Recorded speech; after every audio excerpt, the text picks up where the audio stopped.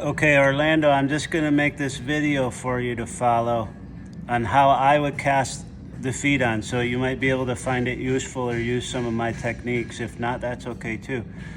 I do prefer the dental impression material, so I got my two parts here. Here's my foot. After I have the heels trimmed back to where they need to be, and I've reduced the dorsal hoof wall from the top, then I would mix up my dental impression material. So it's two parts. Get it mixed up adequately. This gets applied only in the back half of the foot. So I want to stay about 3/4 of an inch behind the point of the frog, 3/4 of an inch. So right there across the back. Now,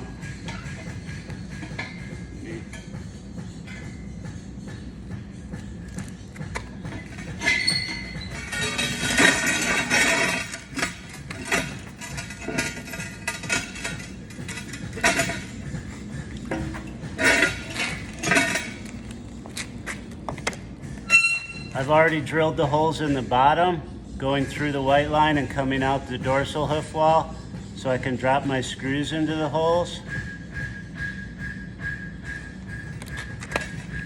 The clog will go underneath. We have a little bit hanging out all the way around, that's okay. And then run those screws down. They don't have to be super tight, because sometimes they'll pull into the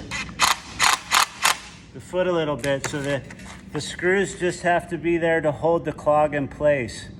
And so a lot of times what I'll do before I commit to casting the clog on is I'll just put 2 screws in and then let kids stand on them for a little while.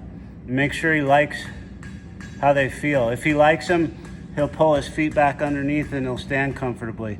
You could even take him for a little walk, make sure that he's happy with the way things are before we get committed to putting all of the cast on the foot.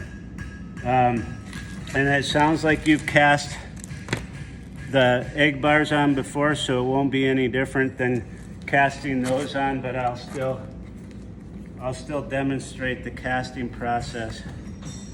Let me flip this around.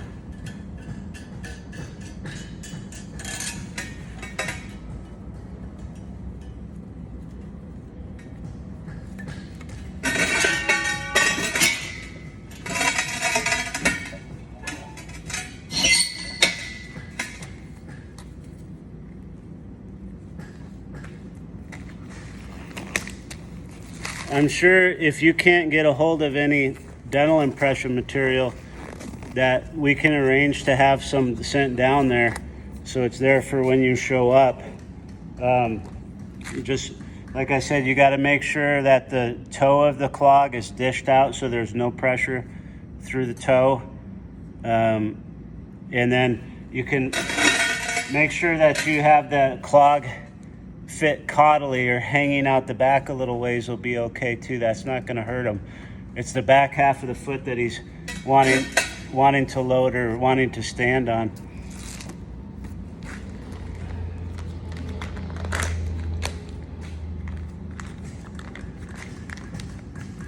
And then I use this EquiCast, but it doesn't matter what kind of cast material you use. Any kind of fiberglass cast material will work. So whatever you have available to you or that you can get from the vet,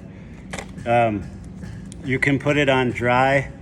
I usually will dip it in the water just very quickly and then start rolling your cast around, like I said, halfway underneath the foot and halfway over the foot. You have to work pretty fast with this material. Make sure that you stay away from the coronary band.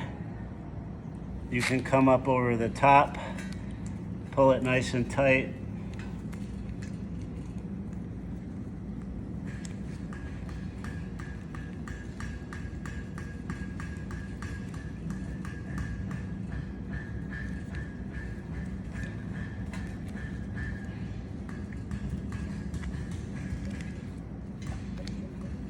Usually this cast will stay on no problem for four weeks, but I know it's pretty coarse ground down there, so it might wear out just a little quicker.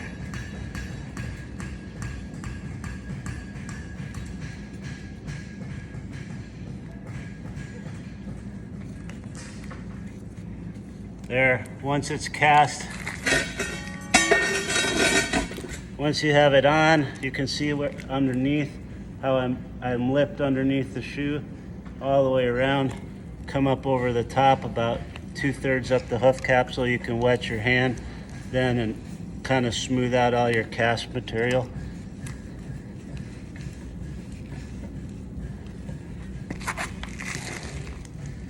So you can see the bottom, you're wrapped up underneath. That gives them that cast material to stand on.